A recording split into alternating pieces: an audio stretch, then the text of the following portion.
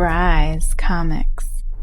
That's right, folks. It's time for me to eat a big old piece of humble pie. I was so wrong about this. And who better to eat a piece of humble pie with me than Will Smith? What do you say, Will? I want some pie. Let's go get some dumbass pie. All right, let's get a piece of that dumbass pie. Wait for it, you guys. Here it comes. What do you say, Will? Let's go get some dumbass pie. Boom! So there you have it, folks. A big old piece of dumbass humble pie delivered to yours truly and humbly accepted. I was wrong. What we're talking about today, we're talking about Ultimate Fallout 4, the 1 in 25, the Georgia variant. I have said in multiple videos on multiple occasions, this book has nowhere to go but down. And I was absolutely wrong. This book went up. It posted a new record-breaking sale. And I just never thought that we could possibly see another record-breaking sale. And it turns out that I've been wrong about this book all along. And so in this video, we're going to talk about it. We're going to look at some data to see if we can glean some helpful tips to become better investors, speculators, and collectors. But before we hop into that, I always do a monthly giveaway here on the YouTube channel. If you subscribe, comment, and like, you're entered to win a CGC 9.8 Clayton Crane Virgin Signature Series book this month. I do believe this is one of the last videos to get in on the two giveaways, because we also do a giveaway over at brycecomics.com. If you sign up to the newsletter over there, you get first access to new collections and new inventory that's constantly coming in. I have a bunch of new stuff on the way, and use code COLLECT10 for 10% off all in-stock items. That code is always active, and you're also entered to win that free slab over there. And I do have a Whatnot show this Friday, January 27th at 5 p.m. Pacific time. Link in the description for $15 towards your first purchase. It's going to be a banger of a show. $1 starts on slabs, and tons of giveaways. Chance at $500 as usual, and I hope to see you there. So with that said, let's hop into the computer, take a look at some sales data, and see what lessons we can extract from this crazy phenomenon that is Miles Morales. Here we are in GP analysis looking at Ultimate Fallout number 4, the first appearance of Miles Morales. And here we have the variant edition, the 1 in 25, the Georgia, posting a new record high, $43,200, a price that I never thought we would see. A book that I have gone on record to say this book has nowhere to go but down. And I was absolutely wrong, eating humble pie here as it posted a new record high. Now, I would be remiss if I didn't mention this book that sold in the same auction, also the 1 in 25, the Georgia, but a signature series copy signed by Brian Michael Bendis, sold for more than $10,000 less. Now, I don't want to get too far in the weeds talking about that sale, what could have potentially happened there. I'm not really sure what happened there. I've seen several videos of people, discussing it, but leave a note in the comments if you know, if you can say definitively, what happened here? Why did this happen? I'm not sure if we've reached a consensus on what happened here, or if it's just one of those things that's kind of unexplainable. But it doesn't change the fact that the regular unsigned edition posted a new record sale of $43,200. I want to take a moment just to appreciate how significant that is, how significant the performance of this book is, and give a little bit of perspective on it. Here in 2020, this book was selling for $2,500, and I remember this book selling for $2,500. I remember seeing it all day on eBay for $2,500 and thinking, there's no way it could double in price. There's no way it could go up to $5,000. I think $2,500 is a bad buy-in. And I continued to think that for the entire course of this book's performance. When it hit 9,000, I thought there's absolutely no way it's going to go to 18. When it hit 12,000, I thought there's absolutely no way it's going to 24. When it hit 20,000, I thought 40,000 is so far out of the question, there's just no way it's going to 40,000. And every single time that I said that, I was wrong. All the way up to about $22,000, this book has doubled in price. And so to give a little perspective here on somewhat of a similar book, we have Edge of Spider-Verse number 2. Here's the variant edition, the 1 in 25 Greg Land variant.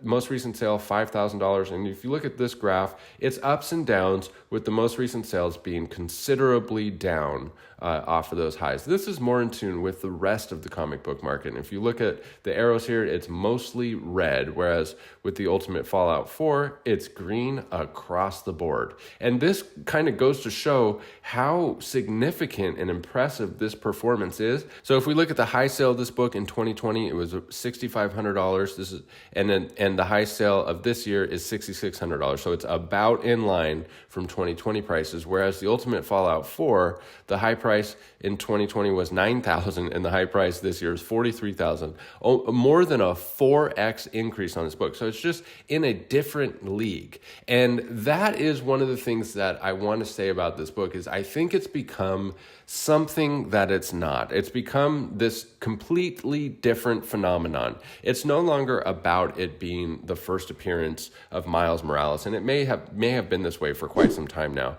It's more of a bragging rights thing. To be able to say that you have this book is a bragging rights thing. And that's fine. Like, that justifies the price tag. See, I don't think the key significance of this book, the first appearance of Miles Morales, I don't think that necessarily justifies the price tag of this book, but you add to it the incredible scarcity of this book coming up for sale and the bragging rights associated with it, that explains the $40,000 price tag. Another thing that we see in the comic book market time and time again that drives these prices up that we're seeing with this book is, first of all, supply and demand. If you look at the number of copies that come up for sale, 2021, only 8 copies. 2022, even less, only 3 copies. 2023, only 1 copy so far this year. Now, those are incredibly small numbers when you compare it to the amount of attention that this book gets, the amount of YouTube videos that you've seen about this ghost of a book, the amount of, talk of people talking about this variant compared to only 3 copies coming up for sale, on record at auctions for an entire calendar year. I mean, that is incredibly low. And then you couple that with the other phenomenon that we see in the comic book market, which is anticipation, FOMO, anticipation for a character who is destined for the big screen, and yet we haven't seen them on the big screen yet. We tend to do something as collectors where we tend to think that potential of said character is going to take that book to the moon, as they say.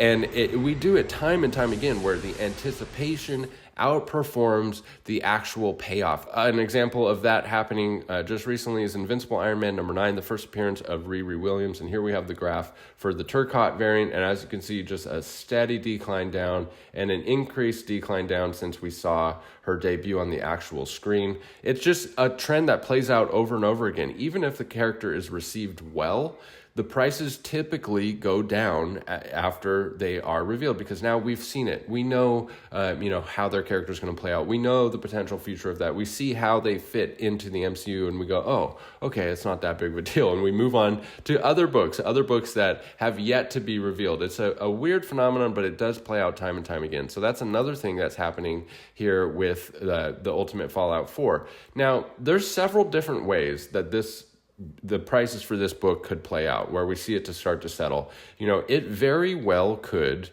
go down half in value. It very well could go to $20,000 to $15,000. That is a real possibility. And I think one of the biggest driving factors for that is going to be the number of copies that come up for sale. It's kind of unknown at this point how many of the total copies on the census are people that are just waiting for the opportunity to flip their copy, and how many of the copies that are on the census are in somebody's forever book in their personal collection that they're not going to sell it no matter what happens with Miles Morales on the screen.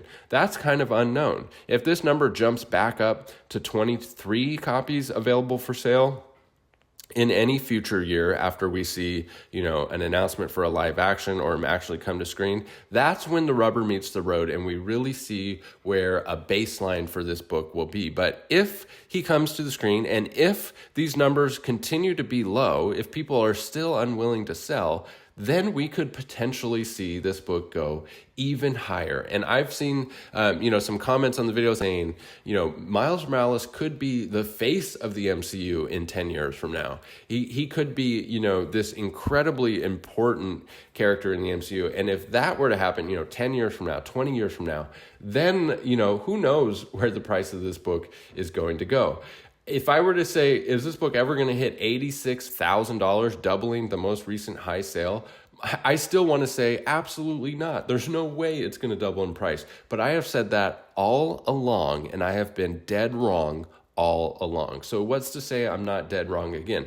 If I had to guess, if I had to bet, I would bet that this book is going to see a price correction. But I've been wrong all along. So now I'm posting this video, eating the humble pie, saying, I really don't know. So I also think it's important to note, and I think most people understand this perfectly well, but on this channel and any YouTuber's channel for that matter, things that are said are often strictly my opinion. As a consumer, I actually go to YouTube all the time to get other people's opinions. And I understand perfectly well that that's just what it is. It's somebody's personal opinion. It may not be true. I'll Google, what is the best camera to buy for a YouTube channel? And there's, 10 different videos, 10 different people all saying what the best camera is. And I do want their opinion. And I know that it's not necessarily the best camera. It's just what that person thinks is the best camera. And for that, in that matter, you take it with a grain of salt. So I think it's important. I always constantly want to do better at being really careful about what I say, how I say it, but while at the same time